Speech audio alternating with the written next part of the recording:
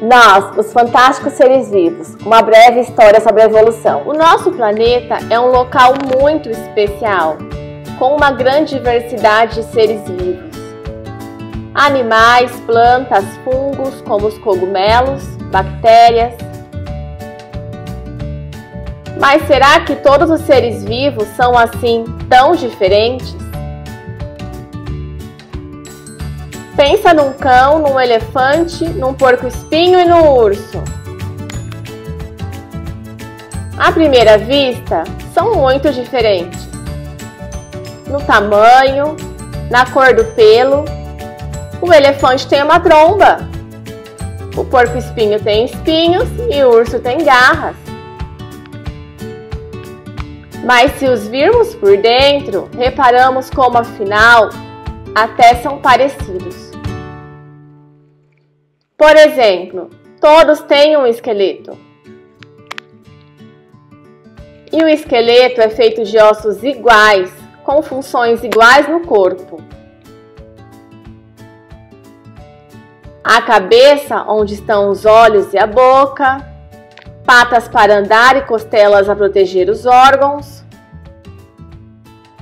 Até nós, se tivéssemos patas, ficaríamos parecidos com eles. Só não temos a cauda, nem as presas do elefante, claro. Essas semelhanças acontecem porque esses animais são como que da mesma família, como se fossem primos mais ou menos afastados.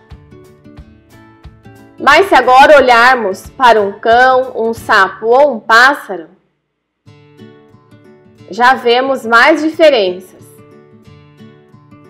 Por exemplo, o comprimento das patas e das costelas varia. E os pássaros têm um bico. Mas a função desses ossos continua a ser a mesma.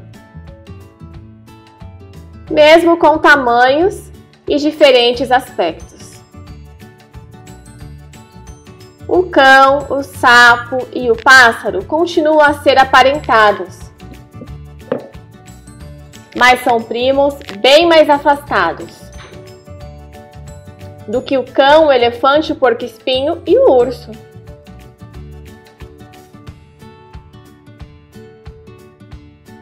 Na verdade, todos os animais são como que uma grande família. Mas não te confundas. Isso não quer dizer que uns são filhos dos outros, não. Se calhar já ouviu dizer que os homens descendem dos macacos atuais. Isso não é verdade. O que é verdade é que os homens e os macacos atuais partilham de um antepassado comum que viveu na Terra há muitos e muitos anos atrás. Mais uma vez, como se fossem primos. Ora, você não descende dos seus primos, mas você tem em comum com eles alguns avós, bisavós, trisavós e os avós dos avós dos avós. Mas quer saber o que é mais engraçado? É que nós e os outros animais também somos parentes das plantas, dos cogumelos e até das bactérias. Na verdade, somos parentes de todos os seres vivos que existem ou já existiram. Ok, não temos semelhanças visíveis a olho nu com todos eles. Mas por dentro, na maneira como funcionamos, os cientistas descobriram que temos muitas coisas parecidas. Repara bem, todos os seres vivos alimentam-se, respiram, reproduzem-se, nascem e morrem. Podemos pensar em todos os seres vivos como fazendo parte da grande árvore da vida. Imagina uma árvore. Uma pequena semente germina e, à medida que vai crescendo, vai formando novos ramos. Quando adulta, a árvore tem vários ramos, mas o tronco é um só. No caso da árvore da vida, o tronco é como um antepassado único,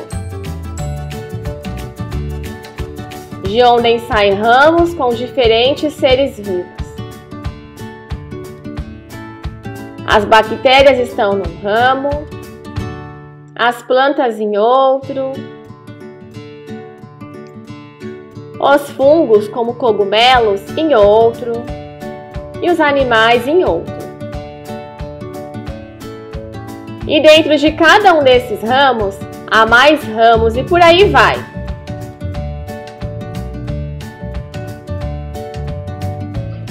Tal como acontece com uma árvore quando está a crescer, em que os ramos vão aparecendo em alturas diferentes.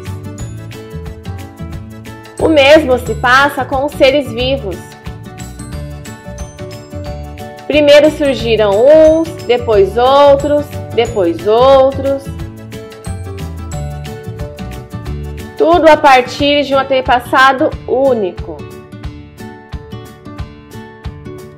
Sabes que numa árvore há ramos que vão se partindo ou morrendo. Por exemplo, quando são atingidos por um relâmpago ou uma doença. Também na árvore da vida, há famílias inteiras de seres vivos que desaparecem por causas naturais. Foi o que aconteceu com os dinossauros. E muitas outras espécies de animais e plantas que deixaram de existir. Os seres vivos que estão no mesmo ramo da árvore da vida são parecidos. Por exemplo, nós, os nossos avós, os nossos bisavós, trisavós. Mas quando esse ramo se divide em dois, os seres em cada ramo são diferentes. Como? Quer saber como isso acontece? Imagina um grupo de pássaros, todos mais ou menos iguais, que se alimentam de sementes. Os filhos que vão nascendo são parecidos com eles, tal como nós somos parecidos com os nossos pais. Mas não somos fotocópias. Ou seja, cada pássaro que nasce é único e diferente dos outros. Normalmente, as diferenças são pequenas, mas pode acontecer que surjam diferenças maiores. Por exemplo, nascerem pássaros com um bico mais comprido e fino. Nesse caso, vão ter mais dificuldade em comer as sementes do que os pássaros com bico mais curto e forte. Agora imagina que alguns pássaros voam para uma ilha, onde só existem insetos para comer. Os pássaros que tiverem o bico mais longo conseguem apanhar mais insetos do que os pássaros com bico curto. Ou seja, estão bem mais adaptados à ilha. Assim, vai ser mais fácil para os pássaros com bico longo sobreviver e ter filhos. Os que nascerem com bicos longos também vão sobreviver melhor e ter mais filhos. É como se fossem escolhidos ou selecionados para constituir família. Ao fim de muitos anos e muitos netos, bisnetos, trinetos, há mais indivíduos com bico longo do que com bico curto.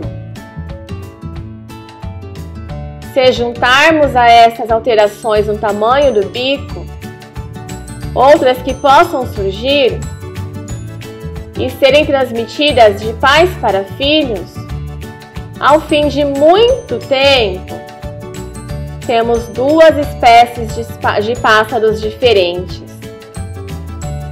Foi através desse processo, a que chamamos de evolução, que apareceu a enorme variedade e diversidade de espécies de seres vivos, que existem hoje ou já existiram. E por que é que não vemos espécies de animais novas a aparecer? Porque tudo isso leva tempo. Muito tempo. Vamos fazer um jogo para percebermos melhor. Estica os braços o máximo que puder. Imagina que os teus braços esticados representam o tempo. Na ponta dos dedos da mão esquerda surgiu o nosso planeta. No cotovelo desse braço estão as formas de vida mais antigas que os cientistas descobriram. No pulso do seu braço direito surgiu grande parte da diversidade da vida, com o aparecimento de muitas espécies novas. Os primeiros dinossauros apareceram nos nós da tua mão direita, e a sua grande extinção aconteceu na falangeta. E sabes onde apareceu a espécie humana? No pó das unhas que cai quando as limpas. Há 200 mil anos. Pergunta: mas o que me interessa saber tudo isso? Se aconteceu há tanto tempo que nem consigo imaginar. Repara que a evolução não é uma coisa do passado. Acontece ainda hoje e continuará pelo futuro afora.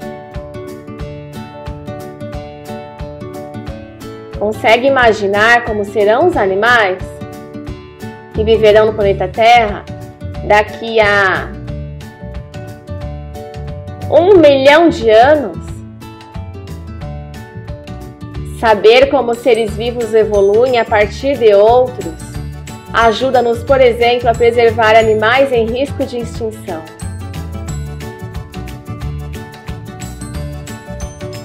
Mas há outra razão. A árvore da vida mostra-nos que existe, apesar das diferenças que existem, todos os seres vivos são parecidos e aproveitaram o que os seus antepassados tinham, que funcionava bem, e por isso que muitas descobertas feitas em outros seres vivos, mesmo nos mais simples, são úteis para perceber melhor como nós, os humanos, funcionamos.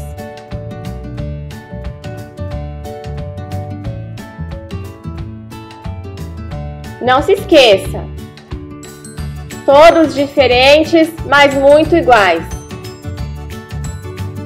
Fim!